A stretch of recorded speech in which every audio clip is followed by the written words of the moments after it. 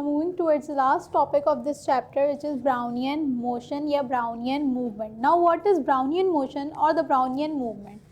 Definition पढ़ते हैं, समझते हैं. सबसे पहले तो अब फर्स्ट टाइम ये ब्राउनियन मोशन या मूवमेंट जो ऑब्जर्व की थी वो ब्रिटिश बॉटनिस्ट थे. बॉटनिस्ट आपको पता है क्या होते हैं, जो कि बॉटनी यानी कि बॉटनी पे जिन्होंने काम किया होता है प्लांट्स वगैरह पे. तो उन्होंने क्या करा था कि ये मूवमेंट फर्स्ट टाइम ऑब्जर्व की थी, जिनका नाम था रॉबर्ट ब्राउन. ठीक है, उन्होंने ये ऑब्जर्व की थी movement of pollen grains in water. ठीक है, पॉलन ग्रेन्स आपको पता है जो प्लांट्स में मौजूद होते हैं, छोटे छोटे पॉलन ग्रेन्स. तो उन्होंने देखा कि जब पॉलन ग्रेन्स को पानी में डाला तो वो उनके अंदर एक कंटिन्यूस रैपिड मोशन है, यानी कि वो कंटिन्यूसली एक मोशन में और एक मूवमेंट क्रिएट कर रहे हैं. ठीक है, ये पहली बार किसने ऑब्जर्व किया था? रॉबर्ट ब्राउन ने किया था, जो कि ब्रिटिश बॉटनिस्ट थे. किस ईयर में? 1827 में. ठीक है, तो ये तो कुछ बेसिक इंट्रोडक्शन था.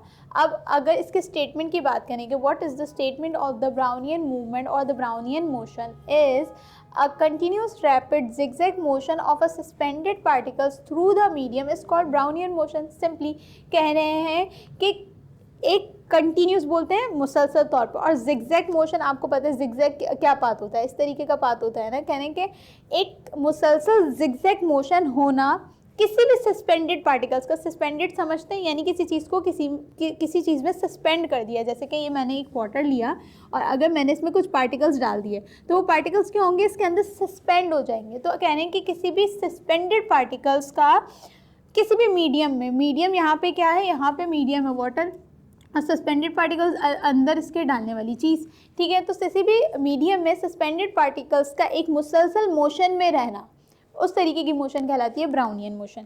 अब इसको मज़ीद क्लेरिफाई करने के लिए एक एक्सपेरिमेंट परफॉर्म किया गया कि यानी कि इन्होंने रॉबर्ट ब्राउन ने अपनी इस ऑब्जर्वेशन को कंफर्म करने के लिए, यानी कि मैं जो ऑब्जर्व कर रहा हूँ क्या वो बात सही है भी या नहीं, या ये बात दूसरी चीज़ों पे भी एप्लीकेबल होती है या नहीं, इस चीज़ को इन्होंने कंफर्म करने के लिए मज़ीद एक एक्सपेरिमेंट परफॉर्म किया. वो एक्सपेरिमेंट उन्होंने किस चीज़ पे किया था? पाउडर सल्फ़र पे. उन्होंने क्या करा कि सल्फ़र को पाउडर फॉर्म में लिया और उन्होंने उसे एक पानी के अंदर जो है मिक्स कर दिया और अच्छे तरीके से स्टेयर कर दिया. ठीक है, पहला स्टेप ये था इनके एक्सपेरिमेंट का. दूसरा स्टेप क्या था?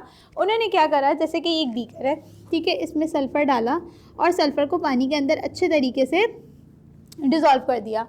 इसके बाद इन्होंने क्या करा, इन्होंने नेक्स्ट स्टेप करा कि इस पानी को अच्छे तरीके से फ़िल्टर कर दिया, यानी कि छान लिया. फिल्ट्रेशन समझते हैं ना, कि जो भी गंद होता है वो आपका फ़िल्टर पेपर पर लगा रह जाता है और प्योर लिक्विड जो होता है वो बाहर आ जाता है.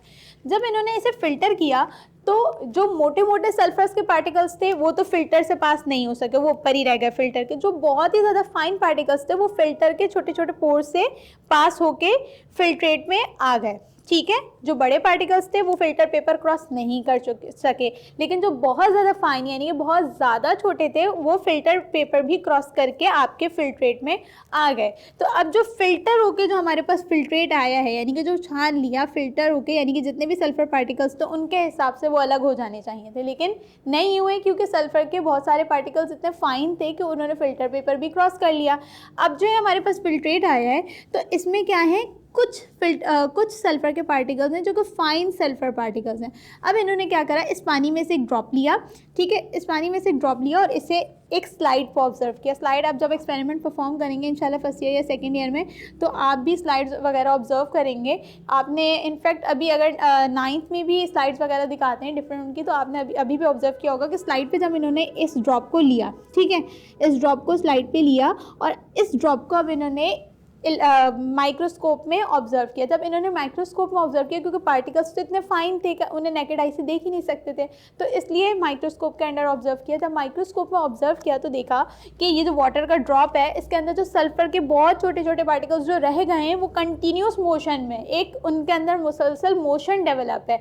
तो यहाँ से इनकी जो ऑब्जर्वेशन थी रॉबर्ट ब्राउन की, वो कंफर्म हो गई कि कोई भी सस्पेंडेड पार्टिकल्स होंगे किसी भी मीडियम के अंदर, वो हमेशा किस मोशन में होंगे, जिगजैग मोशन में होंगे. और उस मोशन को इन्होंने क्या नाम दिया, ब्राउनियन मोशन, ब्राउनियन मूवमेंट कह लें. तो रिजल्ट क्या निकला इस एक्सपेरिमेंट का कि particles of the sulphur S यहाँ पे रिप्रेजेंट कर रहा है sulphur particles. Sulphur particles perform zigzag motion. तो ये अगर पेपर में आ जाए, अक्सर पूछ लेते हैं जिगजैग मोशन के बारे में, तो आप इंट्रो लिखेंगे, फिर उसका स्टेटमेंट लिखेंगे, फिर एक्सपेरिमेंट लिखेंगे और फिर रिजल्ट की हेडिंग डाल के लिख देंगे। जितनी ज़्यादा हेडिंग्स होंगी उतना ज़्यादा आपका वर्क अट्रैक्टिव और इनोवेटिव होगा चेकर के लिए, तो उतने ज़्यादा चांसेस होते हैं अच्छे मार्क्स आने के। तो this was all about the Brownian movement and it is the last topic of our chapter 6। Thank you.